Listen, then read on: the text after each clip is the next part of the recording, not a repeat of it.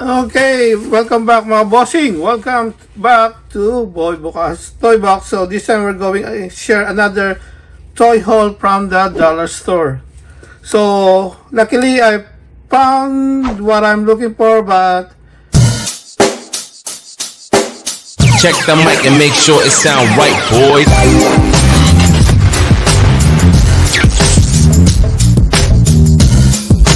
I also not found something that I also looking for.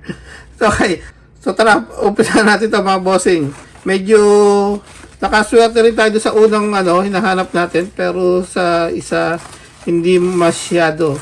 Taga hindi natin kayang talunin yung mga mga scalper dito. Medyo mabibilis sila, kaya ito lang nakuha ko. So share ko lang mga bossing.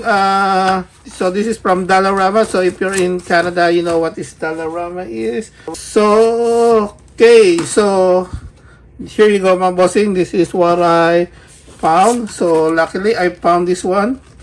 I found the set, and there's still lots of Optimus Prime and Starscream, but Bumblebee, this is the last one. So I'm happy I'm still complete the three of them, which is as shown here. It's only three. I don't know if they're still going to release other characters from Transformers, right? So but yeah, so I found this. This is only for $5. Oh no, this one is only for $3. So I found this for only $3 at Dollarama. So yeah, this one is really looking good. So happy to get this, and maybe I don't know, I only get one set, but I guess it's better to have another set of this so I can open it and show it to you guys. So yeah, so another Starscream here. So this one looks like a nice display backboard for this character. So it's really tiny. I think it's only like 1 inch tall, if I'm not mistaken, right? So yeah, very cool. So yeah, I also shared, of course, just found these Hot Wheels. Unfortunately, this is not the chase version, or the this is not the treasure hunt one, but I still pick it up.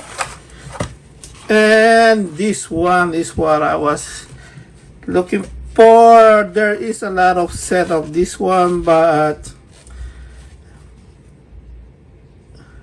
unfortunately we can't find anything. And this is also another, like the last piece that I found in the pegboard. So I guess it's trying to be nice, kaya nag-iwan pa rin siya ng isa para sa atin. So yeah, I think I been in a Dollarama that's close by, like 3 stores already, and can't find any Marvel Legends there anymore. So but there's still a lot of these micro figures, so I think there's not much followers of this one. So if you wanna get one, get it now while it lasts. So there you go, guys. If you're in Canada, hot now for Marvel Legends. It's only $5, remember. So if you go in the marketplace, they already selling it for like $30. So there you go, mga bossing. Thank you for watching. See you in the next episode. Peace out. Boom.